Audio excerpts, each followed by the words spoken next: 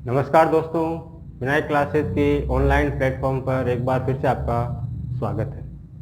हम पढ़ रहे थे राजस्थान के भौतिक प्रदेश, जिसमें से हमने दो भौतिक प्रदेश इससे पीछे वाले दो वीडियो में पढ़ लिए थे, राजस्थान का पश्चिमी मरुस्थल और मध्यवर्ती अरावली। आप ये वीडियो देखने से पहले उन दोनों वीडियो को एक बार ज़रूर देखें। आज हम पढ़ेंगे इसका तीसरा भौतिक प्रदेश, पूर्वी मैदान के बारे में। पूर्वी मैदान के बारे में हम पढ़ेंगे। सबसे पहले हम बात करते हैं कि पूर्वी मैदान का निर्माण कैसे हुआ। तो पूर्वी मैदान का जो निर्माण है वो वहाँ पर जो बहने वाली नदियाँ हैं उनके द्वारा जो मिट्टी लाई गई है, उन मिट्टी के कारण से वहाँ पर एक मैदानी भाग का निर्माण होता है। तो इसका जो निर्माण है वो नदियों द्वारा बिछाई गई जलोढ़ मिट्टी के द्वारा होता है। ठीक है, तो ये आपको ध्यान रखना है कि पूर्वी मैदान का निर्माण वहाँ पर नदियों द्वारा बिछाई गई जलोढ़ मिट्टी के द्वारा होता है। और इसी कारण से पूर्वी मैदान को हम तीन भागों में बांट सकते हैं।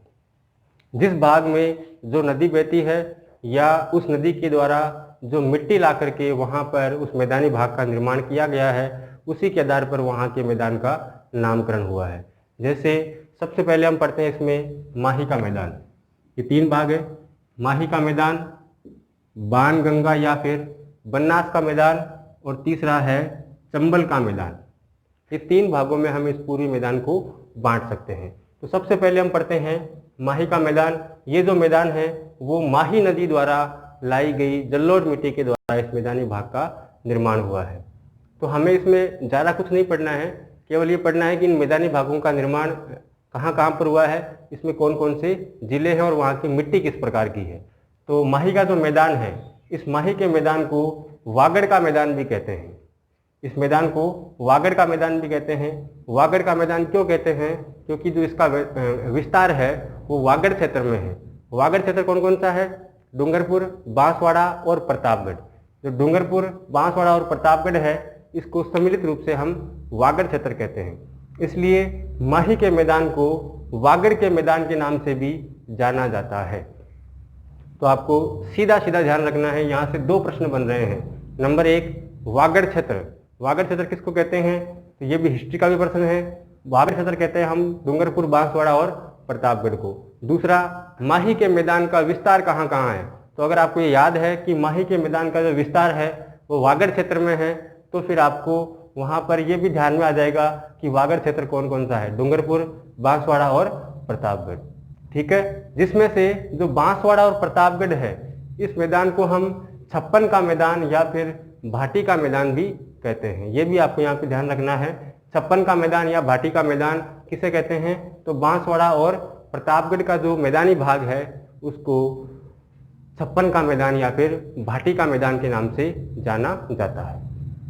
ठीक है, अगला इसमें है बाणगंगा या फिर बनास का मैदान। तो सबसे पहले देखिए इसमें बाणगंगा। बाणगंगा का जो मैदान है उसका विस्तार कहाँ कहाँ पर है?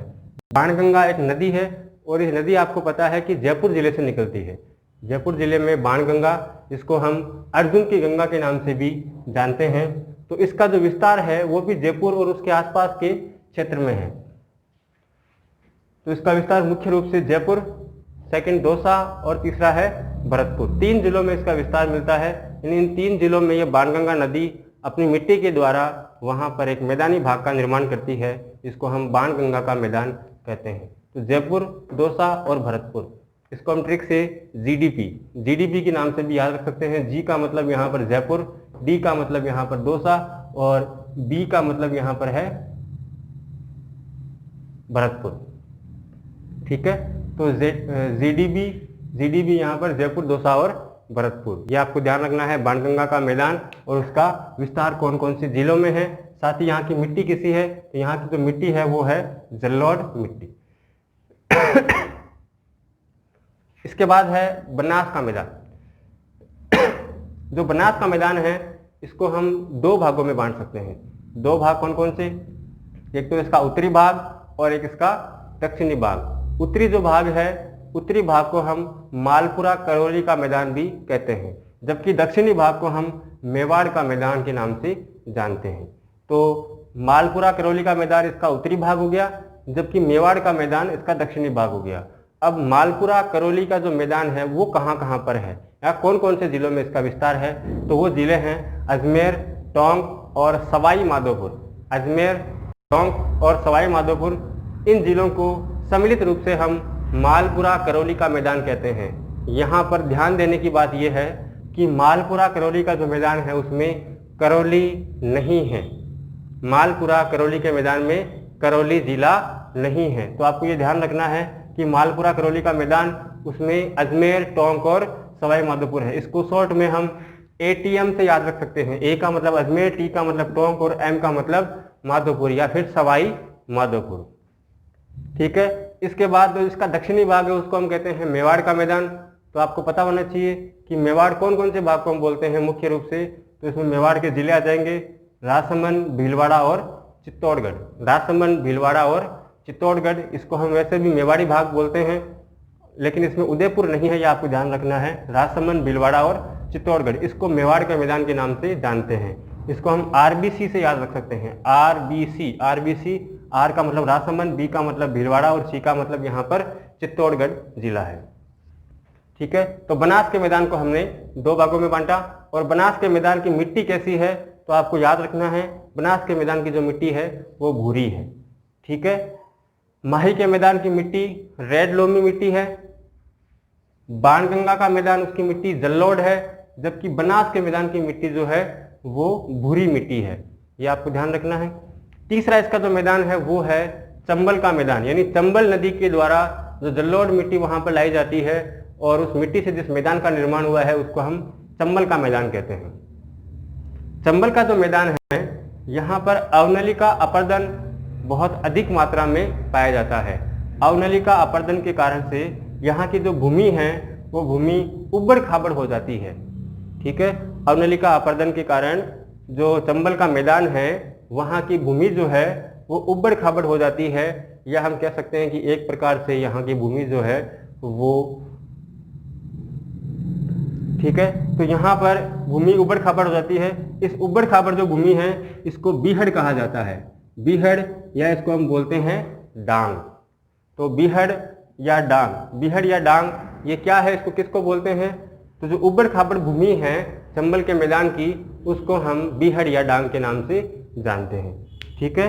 और बीहड़ या डांग, इसमें कौन कौन से जिले आते हैं, इसमें जिले आते हैं सवाई माधोपुर, धौलपुर और करौली।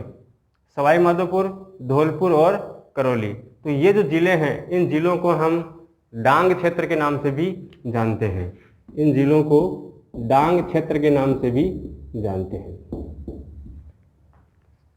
तो ये ध्यान रखना है डांग क्षेत्र में कौन कौन से जिले आते हैं। डांग क्षेत्र में सवाई माधोपुर, धौलपुर और करौली, ये तीन जिले आते हैं।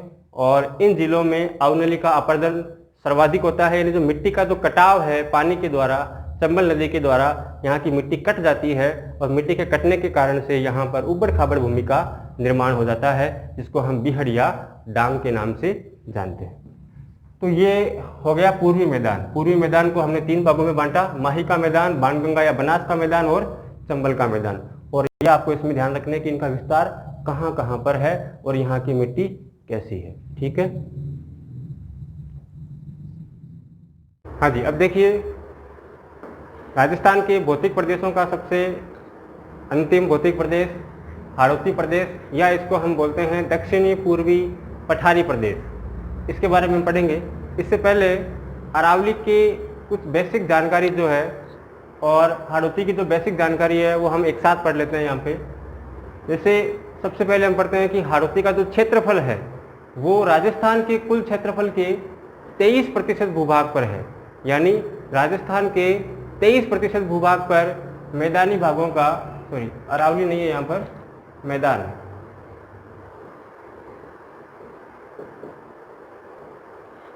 यानी राजस्थान के लगभग 23% भूभाग पर मैदानों का विस्तार है। ठीक है। लेकिन यहाँ पर राजस्थान की कुल जनसंख्या की 39% जनसंख्या निवास करती है। ये पॉइंट यहाँ पर आपको ध्यान रखना है कि कम क्षेत्रफल होते हुए भी यहाँ पर राजस्थान की अधिकांश जनसंख्या निवास करती है। मरुस्थलीय भाग को आप याद कीजिए, जिसमें हमने कहा था कि लगभग 2/3 भूभाग पर राजस्थान में मरुस्थल का विस्तार है, लेकिन वहाँ पर केवल 40% जनसंख्या निवास करती है। जबकि केवल 23% भूभाग पर 39% जनसंख्या मैदानी भागों में निवास करती है।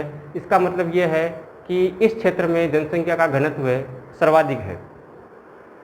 ठीक है, और इसका रीज़न ये भी है क्योंकि इस भूभाग पर पानी है, यहाँ पर खेती अच्छी होती है, साथ ही यहाँ पर अन्य जो संसाधन हैं, जो हम कह सकते हैं कि खनिज संसाधन वगैरह यहाँ पर बहुतायत से पाए जाते हैं।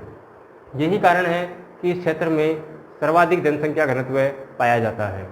इसके अलावा राजस्थान के 10 जिलों में मैदानी भागों का विस्तार है। 10 जिले मैदानी भाग हैं, जबकि यहाँ की जो मिट्टी है उसके बारे में हम पढ़ चुके हैं। यहाँ की मिट्टी जलोढ़ या फिर दोमट मिट्टी है, जबकि यहाँ की जलवायु आर्द्र जलवायु है। अगर हम बात करें हाड़ौती की, तो हाड़ौती जो प्रदेश है वो भौतिक प्रदेशों में सबसे छोटा प्रदेश है और यह केवल 6.89% भूभाग पर राजस्थान में विस्तारित है और यहाँ पर कुल जनसंख्या का 11% जनसंख्या निवास करती है, जबकि 7 जिले हैं जहाँ पर हाड़ौती प्रदेश फैला हुआ है। यहाँ की जो मिट्टी है वो काली मिट्टी या फिर रेगूर मिट्टी है, यानी ज्वालामुखी द्वारा निर्मित यहाँ पर काली मिट्टी पाई जाती है। और यहाँ की जो जलवायु है वो अति आर्द्र जलवायु, यानी यहाँ पर नमी की जो मात्रा है वो सर्वाधिक पाई जाती है। तो ये तो गई इसकी बेसिक जानकारी। अब हम आगे बढ़ते हैं। सबसे पहले हम बात करें कि हाड़ौती प्रदेश का या दक्षिणी पूर्वी पठारी प्रदेश का निर्माण कैसे हुआ। तो इसका जो निर्माण हुआ है वो हुआ है ज्वालामुखी विस्फोट के द्वारा, यानी ज्वालामुखी विस्फोट के द्वारा जो बेसाल्ट लावा निकलता है उस लावे के द्वारा हाड़ौती प्रदेश का निर्माण हुआ है।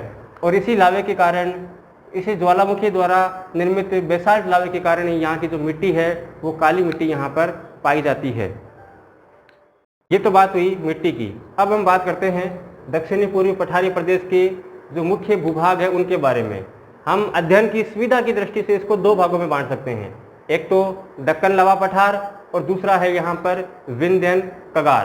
तो सबसे पहले हम इसमें देखते हैं दक्कन लावा पठार। और दक्कन लावा पठार पढ़ने से पहले हम पढ़ते हैं ग्रेट बाउंड्री फॉल्ट, यानी GBF। GBF इसका फुल फॉर्म है ग्रेट बाउंड्री फॉल्ट। हिंदी में इसको बोलते हैं महान सीमांत भ्रंश, महान सीमांत भ्रंश। तो ये GBF क्या है?